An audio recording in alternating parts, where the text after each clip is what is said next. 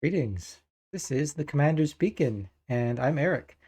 And we're going to discuss some unconventional ways that you might build your commander deck, kind of like burning before you pillage. Amateur mistake. Remember, pillage, then burn. Okay, so Commander Legends has been out for a little while now, so I've had the chance to do some deck building and some play testing. And again, I really like to build decks that kind of go in a new direction for a given commander or a new theme, or at least a theme or a direction that hasn't been popularized before. Uh, Hopefully, without making a deck that's a pile of hot garbage. So I've got around 5 or so Commander Legends deck techs in the works, and I'll try to release these at an accelerated schedule, probably 2 a week or so for the next 4 or 5 videos. So keep an eye out for those in the upcoming days. I'll have an upcoming video using Malcolm Keen-Eyed Navigator. I've got one with Ghost of Ramirez Di Pietro and Ravo Soul Tender, and some others as well. So please hit that subscribe button if you're looking forward to any of this content. It really helps out a lot. If you want to keep track of any of these future upcoming episodes. But anyways, that's later, and this is now. And now it's time to talk about Juri, Master of the Revue.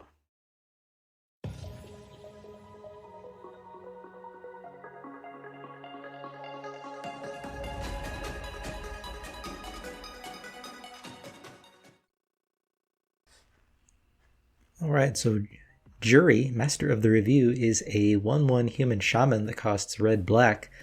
Oh, and as I previously determined, the J is silent, so he actually prefers to go by Juri. Anyways, Juri also has, whenever you sacrifice a permanent, put a +1/+1 counter on Juri, Master of the Revue, and when Juri dies, it deals damage equal to its power to any target. So why do we care about Juri? This guy is typical Rakdos Aristocrats chaff, right? So go get your Blood Artists and your Endrixars and maybe reanimate Gary a few times, call it a day. So what does Juri do that we couldn't already do with Judith or something like Timuret the Murder King? Well, if we pay attention to Juri's second ability, he essentially becomes a time bomb, getting bigger and bigger the longer he sticks around on the battlefield. And then you can blow someone up by sacrificing him to whatever sacrifice outlet you like. And let's be fair, this deck should have plenty of those. Now, most Rakdos decks will sacrifice things for value, but Judith and Timuret like to sacrifice creatures, or at least have creatures die in some other way. Juri is unique because he likes all permanents. Juri loves Myriad Landscape and Wayfarer's Bauble. He likes Ordeal of Erebos if you're into that sort of thing. Of course, he also likes all the creatures that are standard fare in Judith and Timuret decks too, but his palette is much more cultured and refined, you could say. So today let's put away our reassembling skeletons and do something you don't normally get to do in Rakdos. We're going to play with artifacts. Now, lots of artifacts like to sacrifice themselves for value, and when we look for inspiration for this deck, we probably compare most closely to something like Joyra, Weatherlight Captain. Now, if you're not familiar with Joyra, she makes you draw a card whenever you cast a historic spell. Usually that's an artifact. And usually it's free because you also play Foundry Inspector and Ugin the Ineffable and stuff like that. And then you draw another artifact and play that one for free too. And your opponents go make a sandwich or something while you spend the next 15 minutes drawing through your deck one card at a time and bouncing all of your stuff back to your hand with a paradoxical outcome just to cast it all again and draw a bunch more cards, even though you don't actually have a win condition, but it's really fun to draw cards, isn't it?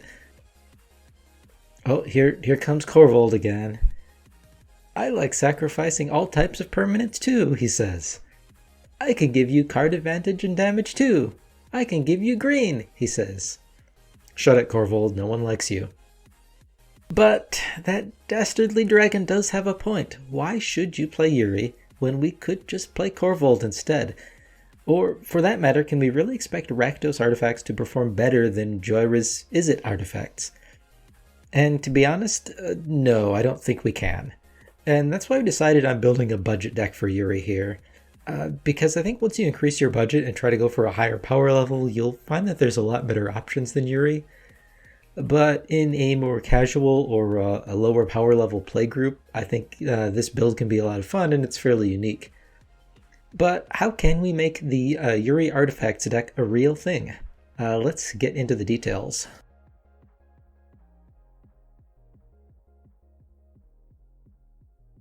So Juri wants us to sacrifice permanents, in this case artifacts, and then probably sacrifice himself to knock someone out, kind of like a miniature Aetherflux reservoir in your command zone.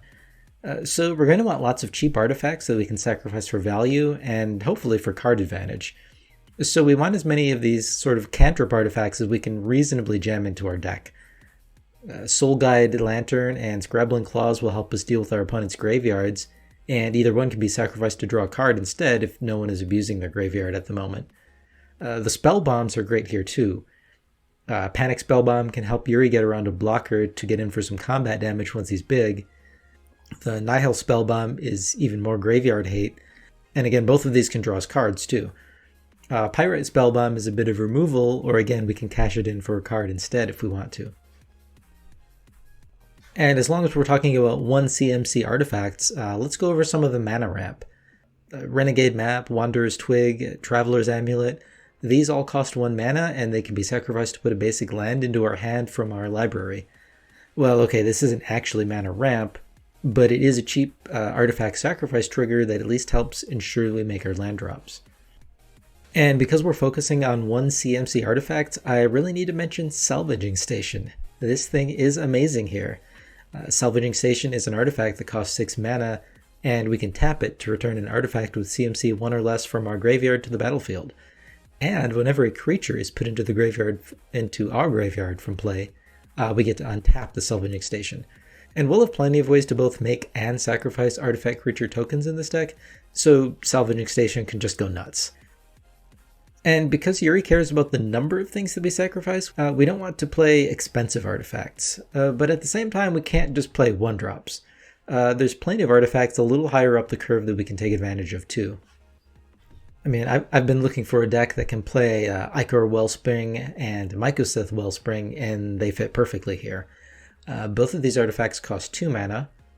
Ichor Wellspring draws you a card when it enters the battlefield and when it's put into the graveyard from the battlefield. Mycosynth Wellspring lets you search your library for a basic land and put it into your hand when it enters the battlefield and when it's put into the graveyard from the battlefield. But neither of these artifacts have a built-in way to sacrifice them for that second trigger. But don't worry, we'll have plenty of ways to sacrifice our artifacts in this deck. But what are those sacrifice outlets? Typically, the most preferential sacrifice outlets are the ones that don't charge you any mana to sacrifice something. But our focus here is going to be a little bit split. We need to be able to sacrifice artifacts for value, and not all of our artifacts can sacrifice themselves. But we also need to be able to sacrifice creatures, or at the very least we need to be able to sacrifice Juri before he gets hit with a Cyclonic Rift or Swords to Plowshares. So we could play sacrifice outlets like Vampiric Rites. This enchantment lets us pay 2 mana and sacrifice a creature to draw a card. Now, I like the card advantage here, but we can't sacrifice artifacts to it, and it costs 2 mana to sacrifice a creature, so I'm a little hesitant here. Well, what about Yahenni Undying Partisan? This creature lets us sacrifice other creatures for free to make itself indestructible. But it can't sacrifice artifacts, and it doesn't give us too much value when we sacrifice creatures. It's also a few dollars now, so there's really other places I'd rather spend the budget for this deck. So Yahenni gets to stay home for now. Let's start by talking about the versatile sacrifice outlets. Claws of Gix cost an attractive 0 mana, and it lets you pay 1 to sacrifice any permanent to gain 1 life. This is basically nothing, but it is a relatively cheap sacrifice outlet to activate, and it lets you sacrifice whatever you want. And of course, like any dirtly artifact deck, we're going to want Trading Post. This costs 4 mana, and it can sacrifice creatures or artifacts, but it taps to do so, so you can only do it once per round. So if you sacrifice a creature, you get to return an artifact card from your graveyard to your hand, if having 4 clones of Mere Retriever wasn't enough for you. Or you can sacrifice an artifact to draw a card. You can also make goats, if that's your thing. The Syndicate Trafficker is a budget version of Yahenni that sacrifices artifacts instead of creatures, and it costs 1 mana to do so. This is fairly mediocre, but we do need the sacrifice outlets. Now, I personally like Witch's Oven. This is an artifact that costs 1 mana. It can sacrifice a creature for free, but it needs to tap to do so. But when you do, you get a food token or 2. And you can sacrifice that food token to generate another sacrifice trigger and gain 3 life. But we can get even jankier with Ruthless Knave. This is a 3/2 Orc Pirate that costs 2 and a black. You can pay 2 and a black and sacrifice a creature to make 2 treasure tokens. You can also sacrifice 3 treasure tokens to draw a card. Now, paying 3 mana to sacrifice a creature is a lot, but he does refund 2 of it in the form of those treasures. And he essentially gives you 3 sacrifice triggers for each creature you sacrifice. 1 from the creature itself, and 2 from those treasure tokens when you sacrifice them for mana. Now, for sacrifice outlets that don't cost any mana to operate, we're running Viscera Seer. You could also run Woe Strider as well. Note that both of these only allow you to sacrifice creatures, and they give you some marginal value when you do. You get to scry 1 whenever you sacrifice a creature. I chose to run Viscera Seer because of its lower mana cost, but Woe Strider does have Escape, allowing you to cast it from your graveyard, so that's a reasonable consideration as well. And finally, there's Goblin Engineer. This is a 1/2 Goblin Artificer that costs 1 and a red. When it enters the battlefield, you get to search your library for an artifact and put it into your graveyard. And then you can pay a red and sacrifice an artifact and tap the engineer to return an artifact with CMC 3 or less from your graveyard to the battlefield. So not only will he tutor out whatever cheap artifact you want, well into your graveyard anyways, but he's also an artifact sacrifice outlet and artifact recursion all in one. I mean, this deck loves every single thing that Goblin Engineer does. And as long as we're talking about sacrificing our artifacts, we need to talk about one of the all-stars of this deck. Pia's Revolution is an enchantment that costs 2 and a red. It says, whenever a non-token artifact is put into your graveyard from the battlefield, return that card to your hand unless an opponent has Pia's Revolution deal 3 damage to them. Let me repeat that. 3 damage to one of your opponents whenever any one of your dumb 1 CMC artifacts goes to the graveyard from the battlefield. Or it goes back to your hand. And it was probably just Traveler's Amulet or something, so you just pay 2 more mana to cast and sacrifice, and then ask that opponent again to pay another 3 life. And you get another land. This is dumb. This is basically Athreos God of Passage for artifacts. Now, like any obnoxious artifact deck, will run cost reducers like Joyra's Familiar and Foundry Inspector. You could also run Ugin the Ineffable.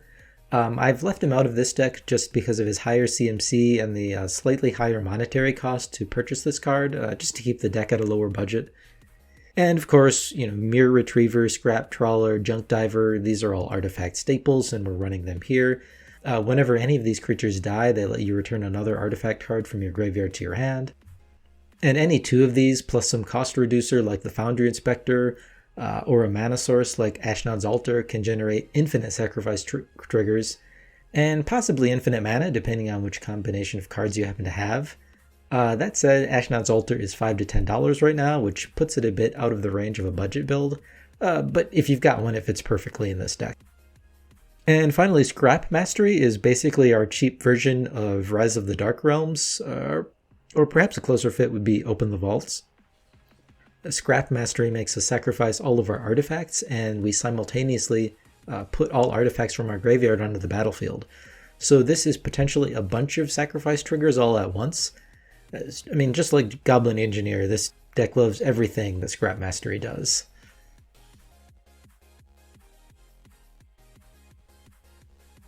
Alright, next, let's talk about artifact creature tokens.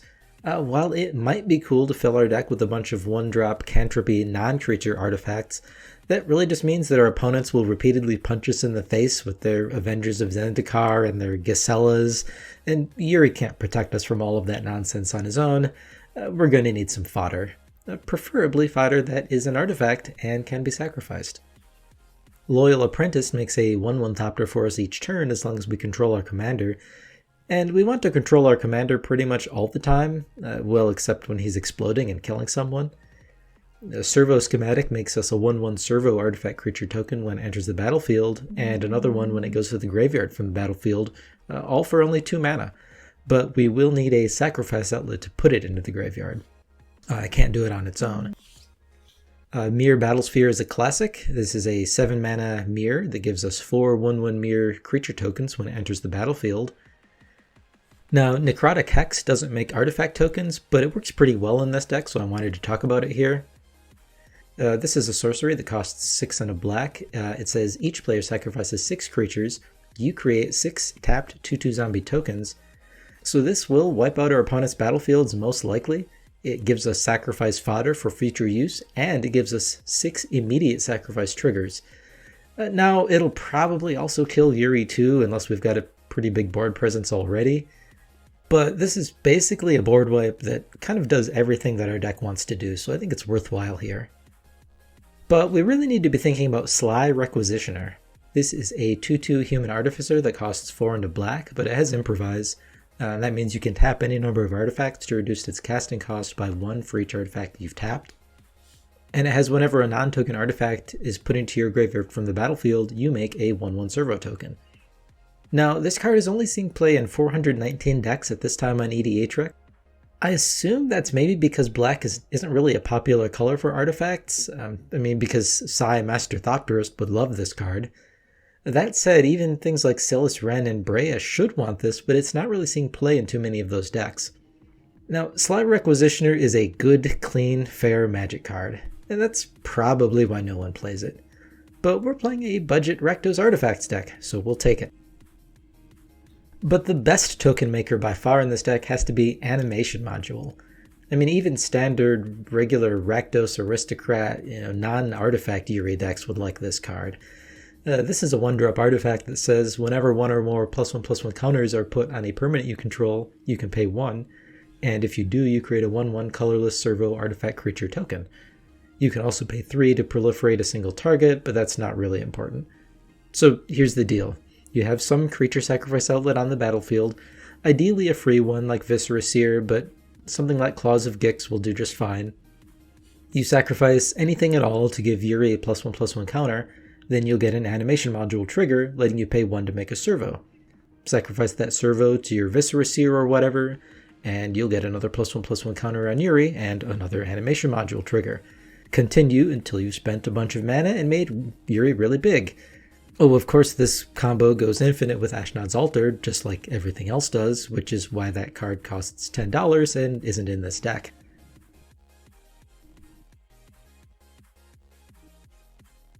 Let's talk about card draw. Now, despite not having Joyra in the command zone, you'll occasionally have a full grip of cards, just full of the cantrips and artifact recursion available to you in this deck.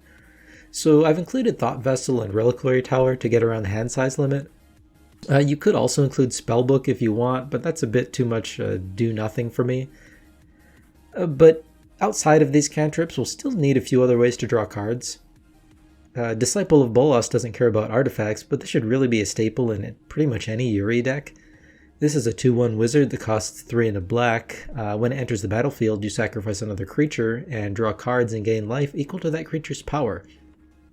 So generally when you sacrifice Juri to this ETB trigger, this will easily draw you 4 or 5 cards, or 10, or 20. And of course it's also a sacrifice outlet for Juri when it's time for him to explode. But there's a few more unique card draw options in Rakdos that I've wanted to try out for a while now, and this is the perfect opportunity. So I want to talk about 3 cards that let us turn on Joyra mode for our deck and surprise our opponents, or maybe just bore them into going to check the mail or wash the dishes or whatever as we draw our whole deck 1 card at a time. The first one, well, this isn't really a surprise at all, it's Mystic Forge.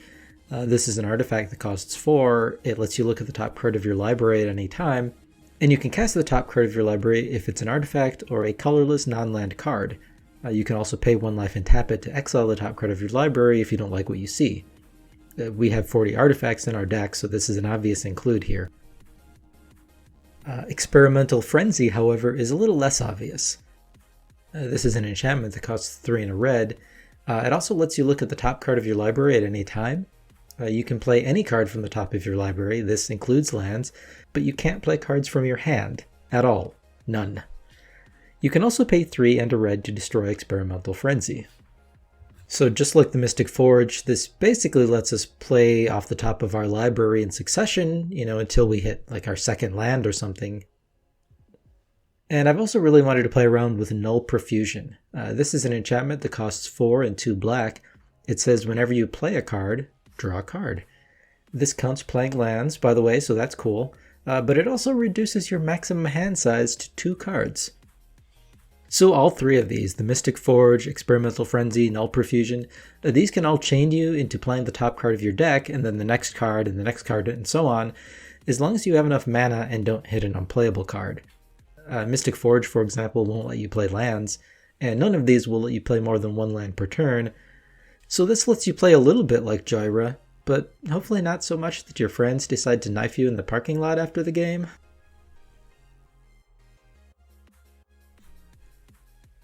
Okay, now, as cool as it is to play Rakdos artifacts, at some point we actually need to win the game.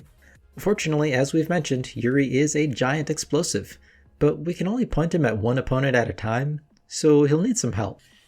Marionette Master is a classic black Artifacts Matter card. This is a 1/3 Human Artificer that costs 4 and 2 black.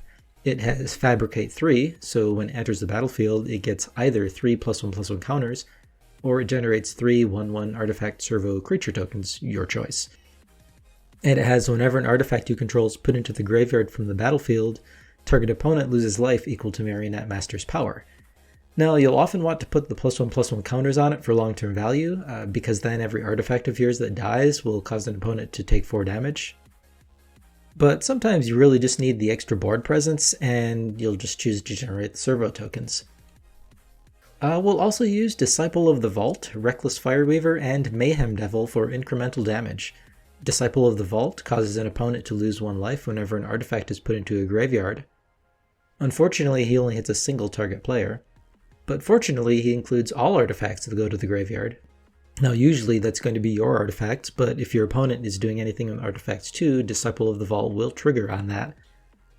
Reckless Fireweaver deals 1 damage to each opponent whenever an artifact enters the battlefield under your control. Mayhem Devil is really cool because it deals 1 damage to any target whenever a player sacrifices a permanent. This includes when your opponent sacrifices things too, like fetch lands. And this guy can also hit creatures and planeswalkers too. So Mayhem Devil is really versatile. It's probably going to get more triggers than any of these others, than the Disciple of the Vault, the Reckless Fireweaver, even Marionette Master. Now again, Mayhem Devil only hits a single target, so it's not going to hit all of your opponents like the Reckless Fireweaver will, but it still generates a ton of value in this deck. Let's talk about Metalwork Colossus. This is a big dumb beater. It's a 10/10 artifact creature that costs 11 mana, but it costs X less to cast, where X is the total converted mana cost of non-creature artifacts you control, so we're usually not going to be paying 11 mana for it. It also lets you sacrifice 2 artifacts to return it from your graveyard to your hand, so it can both recur itself and it's a sacrifice outlet for your artifacts. Now, it doesn't have any evasion or anything, but we're also running Whisper Silk Cloak, and this will let either Juri get in for combat damage when he gets big, or that Metalwork Colossus. The cloak is an equipment that gives Shroud, and this can also protect Juri from spot removal while you grow his +1/+1 counters. Of course, there's a few tricks you can run with Juri too. Fling essentially doubles his damage, and it's a sacrifice outlet. This is a instant that costs 1 and a red, and it has you sacrifice a creature to deal damage to any target equal to that creature's power. So if Juri has 20 power and you sacrifice him to a fling, the fling will do 20 damage, and Juri also does 20 damage from his own death trigger. Tainted Strike is an instant that costs 1 and a black, and it gives target creature +1/+0 and infect until end of turn if you're that kind of person. This can easily make Juri kill someone with commander damage, with infect damage. As long as you have a sacrifice outlet, Tainted Strike lets you take out any player at instant speed once you get to 9 +1/+1 counters on Juri. You can also use Unleash Fury, a red instant that costs 1 and a red, to double Juri's power, which can really throw off your opponent's calculations on how safe they'll be when Juri explodes.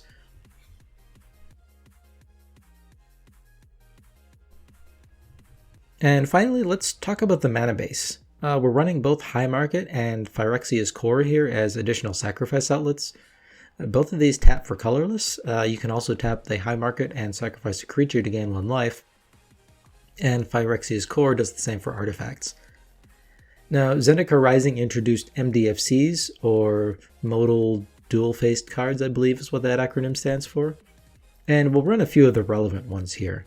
So these are all a card on one side, either a spell of some sort, instance or sorcery, or a creature, and a land on the other one, on the other side. And you can play the card as either side. You either play it as a land or as a spell. Kazul's Fury, for example, is another copy of Fling that costs 1 more mana, or it can be a red land that enters the battlefield tapped.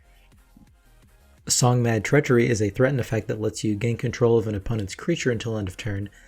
It's a bit pricey at 5 mana, 3 and 2 red, but again, if you don't need it, it's just a land that enters play tapped and generates red mana. And I mean, with all of your sacrifice outlets, Song-Mad Treachery is basically a kill spell. You gain control of an opponent's creature and then sacrifice it to something. And of course, because Juri likes to sacrifice things, and by things we mean any permanent, we're running all of the budget fetch lands that we can. In total, we've got 7 fetch lands. And finally, we've got some utility lands that can also sacrifice themselves. Buried Ruin can be sacrificed to return an artifact from our graveyard to your hand. Perfect. And Field of Ruin can be sacrificed to destroy a non-basic land.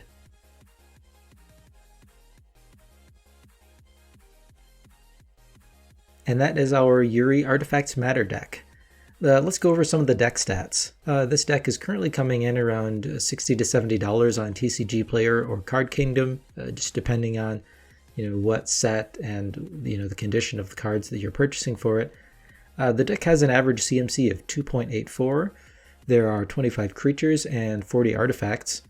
There's 8 sources of dedicated card draw, not counting the cantrip artifacts, though I am counting artifacts that draw more than one card, like Ichor Wellspring. There are 8 sources of mana ramp and or mana fixing, so I'm counting both cards that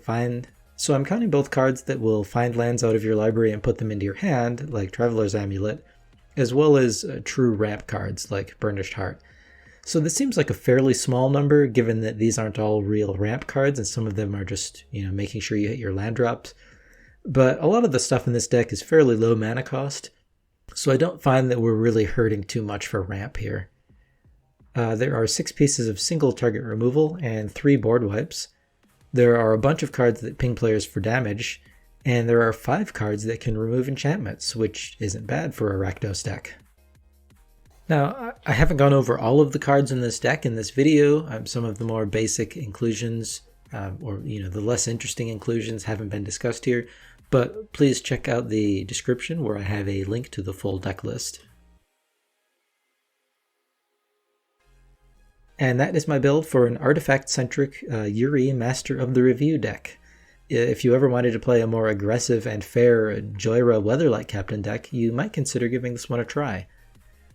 Please like this video or subscribe if you found any of this useful. I'll be posting weekly videos describing all sorts of unconventional ways that you can build your commander decks, from budget alternatives to deck techs to top 10 lists. I've got a few more Commander Legends deck techs coming up, and I'll try to release these again at an accelerated schedule. No promises, of course, but my goal is to put out 2 of these videos per week for the next 4 or 5 videos, so stay tuned for those in the upcoming days.